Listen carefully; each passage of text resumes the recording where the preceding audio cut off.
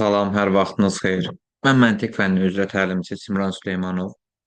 Bu günlərim sizlərə 25 sentyabr 2025-ci ildə BA və BB kateqoriyasına düşən hamar ağac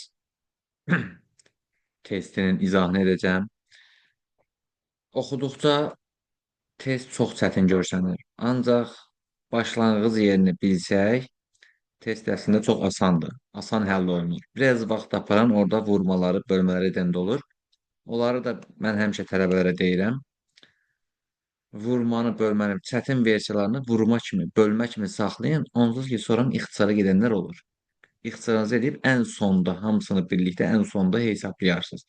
İxtisarınızı edəndən sonra hesaplayarsınız. Hər dəfə vurmanı, hər dəfə bölməni hesablayıb vaxtınızı uzun-uzadı aparmayın. Keçək testin həllinə. Oxuyaq görək ilk öncə. Bizə bu testdə nə deyir?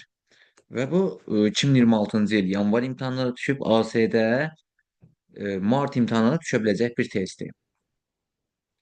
Oxuyaq görək bizə burada nə deyir? Deməli, 2024-cü ildə bəzi ölkələrin ümumi dövlət borcunu ümumi daxili məhsula nisbətdə faizlə göstərən hamar ağac diaqramından istifadə edərək tapşırığı yerinə yetirin. Ümumi daxili borcu, ümumi dövlət borcu ÜDB, ümumi daxili məhsul ÜDM ilə işarə edirik. Yazırıq bunları. Bir də ÜDB, ÜDM yazmayacağam, birbaşa BM yazacağım, özünüz bilərsiniz. Yəni B-nin M-ə nisbətini faizlə göstərir. Yəni B-nin M-ə nisbəti, misal üçün Yunanistanda 106%, inkişaf etmiş ölkələrdə 108%, Mərakeşdə 69%. Yəni bunun borcunu məhsula bölüb 100-ə vurduqda alınır 69,5% və yaxud da 68,5%. Kolumbiyada alınacaq 54,3%. Biz bunları bildik. İndi keçək görək bizdən nə istəyir. Burada özümüz üçün biraz yer ayıraq. Qarışmasın. Qeydlərimizi eləyəndə qarışmasın. Deməli, baxaq testin şərtinə. İrlandiyanın ümumdaxili məhsulunun Omanın ümumdaxili məhsulundan 5 dəfə. Borcunun isə deyir, Azərbaycan borcundan 14,3 dəfə çox. İrlandiyanın deməli məhsulu, ümumdaxili məhsulu, Omanın ümumdaxili məhsulundan 5 dəfə, Azərbaycan borcu isə Azərbaycan borcundan 14,3 dəfə çoxdur. Omanın məhsulu Azərbaycanın məhsulundan 1,5 dəfə çox olduğunu bilərək İrlandiyanın borcunun məhsula nisbətinin neçə faiz olduğunu müəyyənləşdirin. Cavabı təklərə qədər yuvarlaqlaşdırın. Tapaq birinci, sonra cavabı yuvarlaqlaşdırarıq. Deməli, bizə burada hansıları verib? İrlandiya, Oman, bir də Azərbaycan. Mən bura baxıram ki, məndə cədvəldə İrlandiya yoxdur. Oman var, amma Oman bizi çaşdırır. Çünki Omanın mən İrlandiyanın məhsulunun Omanın məhsulundan 5 dəfə çox olduğunu bilirəm, amma borcu haqqında bir məlumat yoxdur.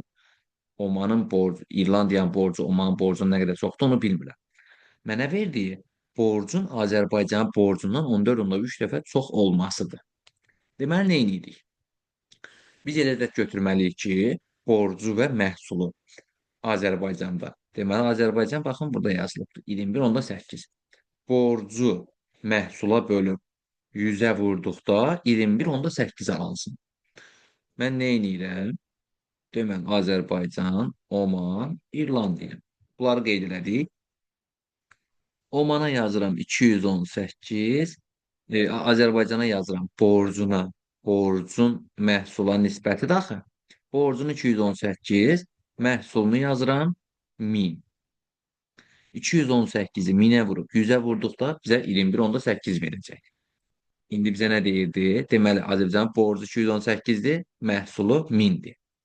Deyir ki, İrlandiyanın borcunun Azərbaycan borcundan 14,3 dəfə çox. Deməli, İrlandiyanın borcu Azərbaycan borcundan 14,3 dəfə çoxdur. Yəni 218 vurulsun 14 tamam. Onda 3. Oradan nöqtəni silək. Sonra tələbələr deyəcək, ay müəllim, ora nöqtə hardan gəldi? 14 onda 3 dəfə. Vurduq bunu, aldıq.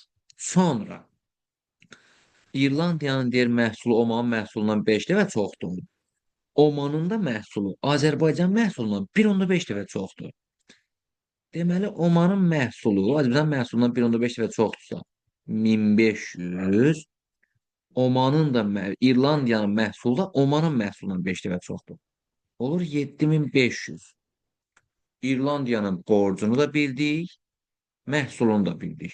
Bunu hesablamağa nə var ki? 218'i 14 onda 3'e vurup 7500'e bölüp vurmalıyıq 100'e.